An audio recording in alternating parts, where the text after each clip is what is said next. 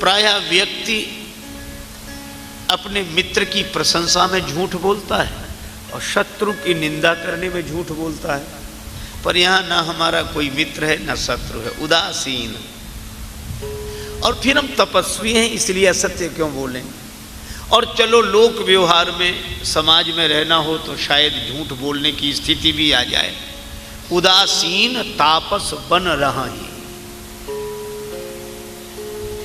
एक बात मैं कहता हूं, क्या तीर्थराज प्रयाग में मैं यह कह रहा हूं भरत कि मैंने जितनी साधना की है उस साधना का अगर कोई फल मिला तो श्री सीताराम जी लक्ष्मण जी का दर्शन। मैंने तीर्थ में रहकर तीर्थराज में निवास करके जो साधना की, तपस्या का जीवन जिया, उस साधना का फल मिला मुझे भगवान का दर्शन।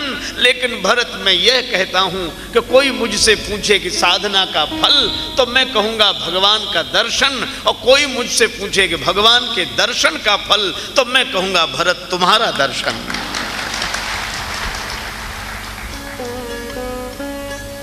तुम्हारा दर्शन साधन का फल नहीं है, यह तो फल का फल है। ते ही फल कर फल दरस तुम्हारा, सहित प्रयाग सुभाग हमारा। अच्छा एक बात है, कोई प्रयागराज में पहुंचे तो यात्री का सौभाग्य है कि प्रयागराज का? पर भरद्वाज जी कहते हैं कि प्रयाग का सौभाग्य है जो आप आए। क्यों? क्योंकि भरत तुम कोई यात्री नहीं हो, तुम तीर्थ नहीं हो, तुम तो स्वयं तीर्थराज हो। अगर तीर्थराज भरत जी भी हैं और प्रयाग भी तीर्थराज है तो सौभाग्य कैसा? दोनों समान ही हुए। फिर भरद्वाज जी बोले नहीं, अंतर है। क्या? बोले भरत तुम तीर्थराज हो और प्रयाग भी तीर्थराज है, लेकिन एक अंतर है, यह प्रयाग स्थिर तीर्थराज है और तुम चलते फिरते तीर्थराज हो। तो स्थिर प्रयागराज ने जब चलते फिरते प्रयागराज को देखा तो अपना सौभाग्य माना। भरत दरस देखत खुलेऊ मग लोगन कर भाग, जनु सिंघल वासिन भयऊ विधिवस सुलभ प्रयाग। पर भरत जी क्या कहते, रोने लगे।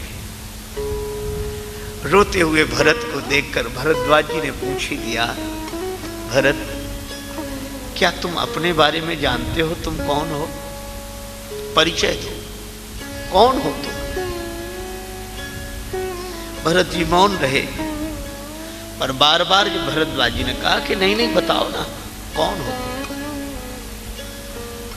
भरत जी ने अत्यंत संकोच पूर्वक कहा कि मैं अयोध्या नरेश महाराज दशरथ का पुत्र हूं। भरद्वाज जी बोले, भरत यह तुम्हारा सही परिचय नहीं है। तुम अयोध्या नरेश महाराज दशरथ के पुत्र हो, यह परिचय तुम्हारा सही परिचय नहीं है। भरत जी रोते हुए बोले, महाराज आप ठीक कहते हैं, मैं महाराज दशरथ का बेटा कहलाने लायक नहीं हूं। मैं अयोध्या नरेश महाराज दशरथ का पुत्र होने लायक नहीं हूं। क्यों? बोले महाराज दशरथ वे हैं जिन्होंने राम जी के बिछुड़ते ही बिछुड़त दीन दयाल प्रिय तनु तृण ही वो परिहरे हो। महाराज दशरथ ने राम जी के बिछुड़ते ही अपने तन को तृणवत त्याग दिया। मैं उन प्रेम धनी दशरथ जी का पुत्र कैसे हो सकता हूं? क्योंकि मैं तो राम जी के विरह के बाद अब तक जीवित हूं, इसलिए दशरथ जी का पुत्र होने लायक नहीं हूं। राम जी के बिना मैं जीवित हूं, दशरथ जी का पुत्र भला कैसे हो सकता हूं? क्योंकि भरत जी कहते हैं कि मेरे पिता ने सत्य के पीछे राम जी का त्याग नहीं किया। कई लोग कहते हैं कि सत्य के पीछे राम जी का त्याग कर दिया महाराज दशरथ ने। ना, बात दूसरी थी। वचन तोड़ने के लिए तो दशरथ जी तैयार हो गए।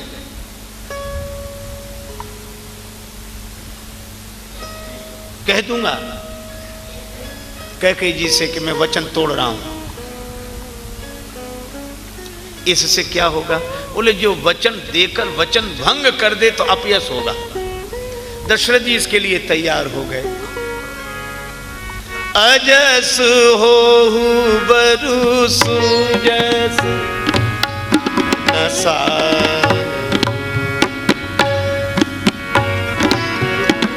अजस हो बरु सुजस नसा,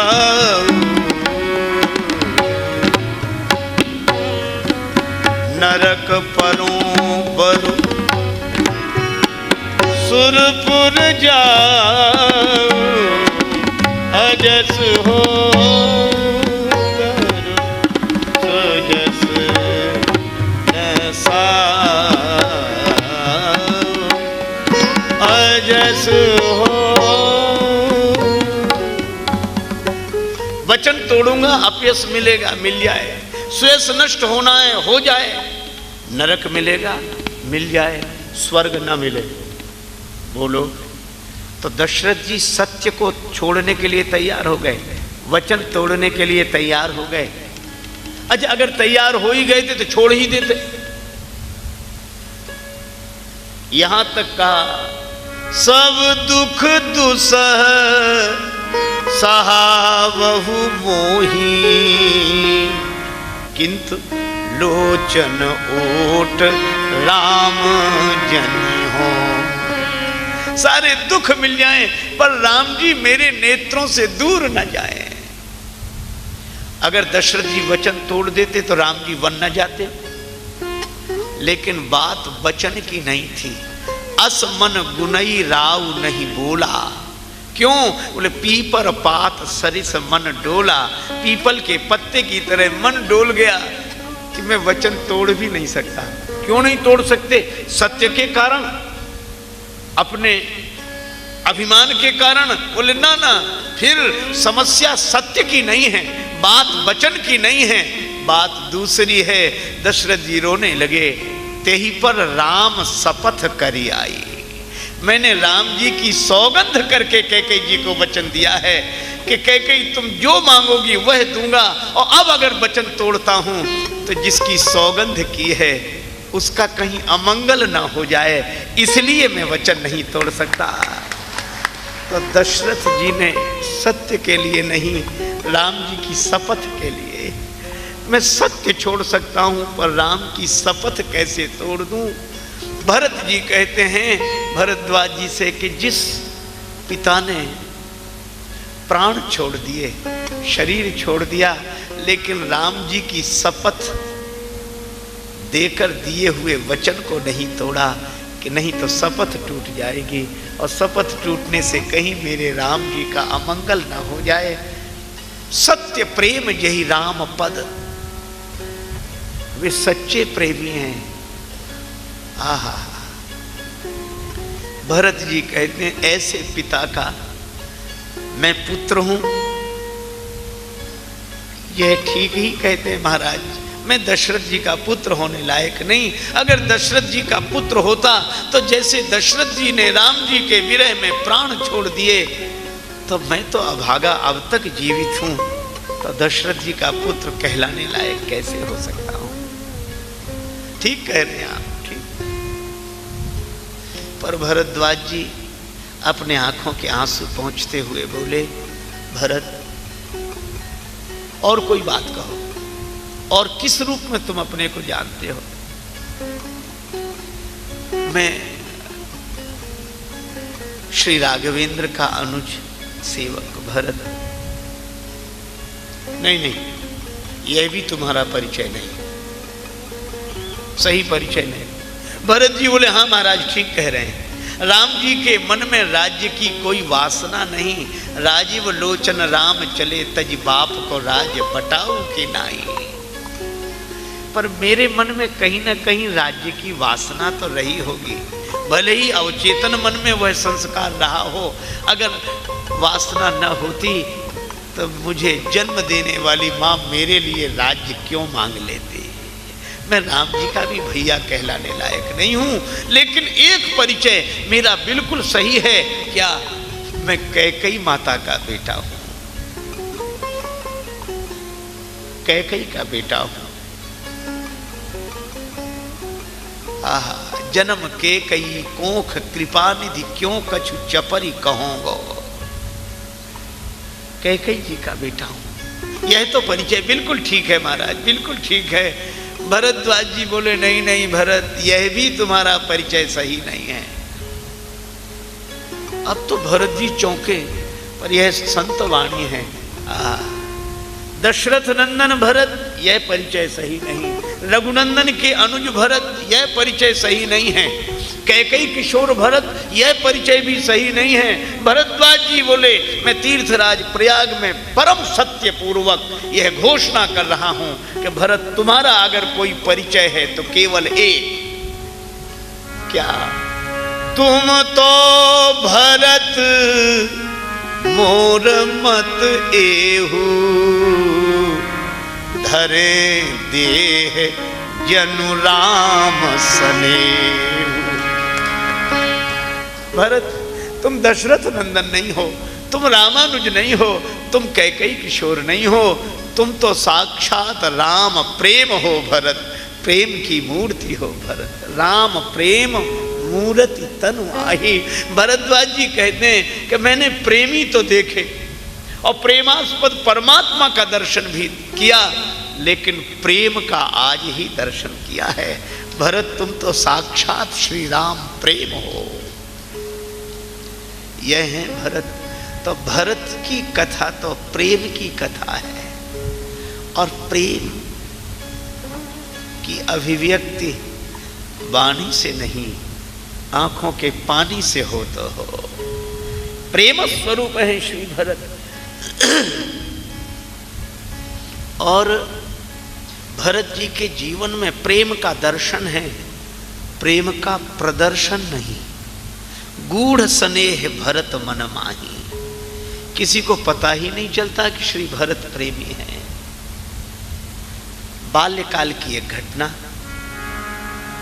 अयोध्या नगरी में सरयू जी के किनारे सुरम्य और सुखद स्थल, समतल भूमि देखकर श्री राघवेंद्र और उनकी सखा मंडली ने, उनके भाइयों ने गेंद खेलने का निश्चय किया।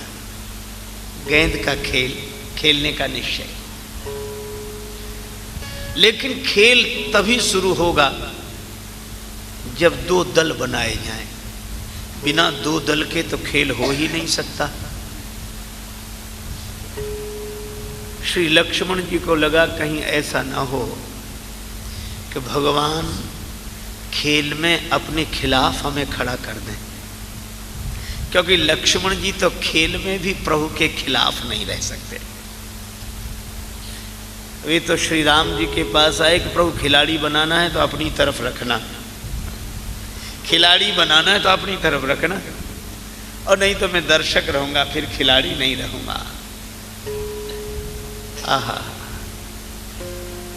भगवान ने लक्ष्मण जी से कहा आओ मेरे साथ। अब प्रश्न यह है कि सभी राम जी के पक्ष में हो जाएंगे तो विपक्ष में कौन रहेगा, और जब विपक्ष में कोई नहीं रहेगा तो खेल कैसे होगा।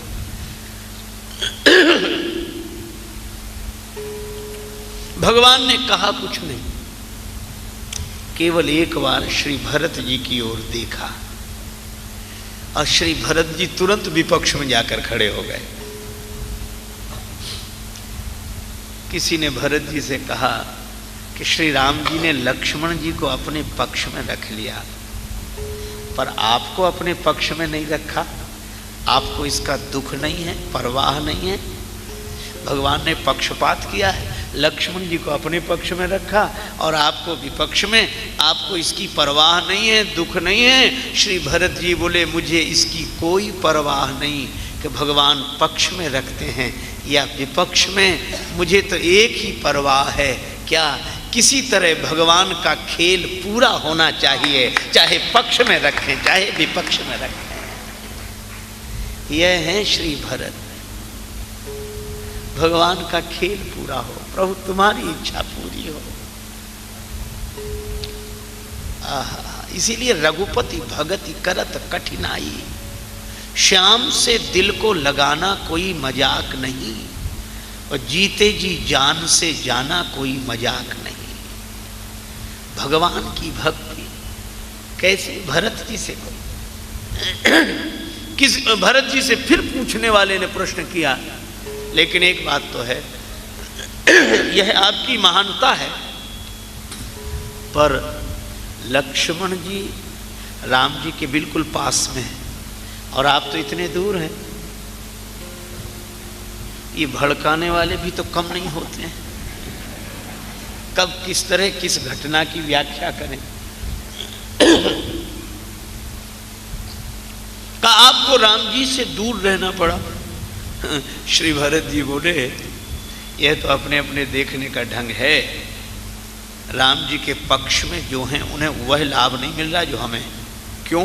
बोले जो श्री राम जी के पक्ष में खड़े हैं वे हमें देख रहे हैं, और हम विपक्ष में खड़े हैं तो हम भगवान का दर्शन कर रहे हैं। तो दर्शन का जितना बढ़िया अवसर विपक्ष वालों को मिल रहा है वो पक्ष वालों को नहीं मिल रहा है। यह है श्री भरत।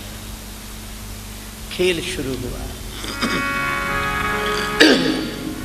राम लखन एक ओर भरत गमन लाल एक ओर भये। राम लखन एक ओर,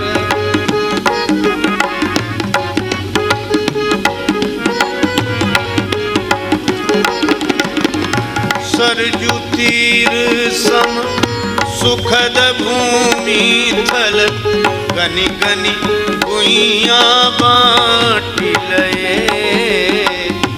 राम लखन एक ओर भरत गमन लाल एक ओर भये। राम लखन एक ओर गमन लाल एक ओर भये। राम लखन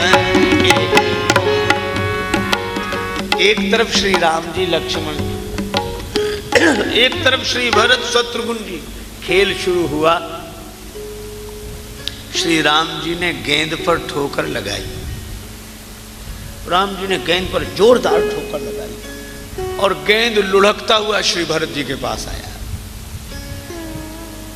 भरत जी को समझना बड़ा कठिन है। श्री भरत जी ने दुगने वेग से गेंद पर ठोकर लगाई। गेंद श्री राम जी के चरणों में पहुंच गया। फिर राम जी ने गेंद को नहीं ठुकराया। फैसला हो गया, भरत जी जीत गए, राम जी हार गए। किसी ने भरत जी से पूछा, आपने इतने जोर की गेंद पर ठोकर क्यों लगाई? क्या आप श्री राम जी से जीतना चाहते थे? भरत जी बोले, नहीं नहीं, ये बात नहीं है। फिर भरत जी बोले, वह गेंद जब मेरी ओर आ रहा था तो मुझे लगा कि यह गेंद कितना अभागा है जो भगवान के चरण को छोड़कर इधर भागा चला आ रहा है। इसीलिए मैंने ठोकर लगाई और मैंने यही कहा कि भगवान के चरण को छोड़कर जो भागे उस पर तो ऐसे जोर की ठोकर लगाना चाहिए कि आइंदा भगवान के चरण को छोड़ना ही भूल जाए और वह यह समझ ले कि भगवान के चरण को छोड़कर जहां जाएंगे वहां ठोकर ही मिलेगी। और श्री राम जी से जब पूछा गया कि आपने गेंद को क्यों नहीं ठुकराया, राम जी बोले, वैसे तो मेरी किसी को ठुकराने की आदत नहीं है, लेकिन खेल में शायद मुझे ऐसा करना भी पड़े। लेकिन अब यह गेंद मेरे लिए गेंद नहीं रह गया था। फिर श्री राम बोले, भरत ने इस पर ठोकर लगाई ना? हाँ। तो बोले, यह तो भरत के चरणों से जुड़कर आया है। तो संत अपने चरण से जोड़कर जिसे मेरी शरण में भेज देते हैं उसे फिर मैं ठुकरा नहीं पाता हूं, इसलिए इस गेंद को। आपका हार्दिक धन्यवाद भोले की भक्ति देखने के लिए। आइए मिलकर भक्ति का संदेश फैलाएं, भगवान से जुड़ें, प्रेम बढ़ाएं और सद्भाव जगाएं। चैनल को लाइक, शेयर और सब्सक्राइब जरूर करें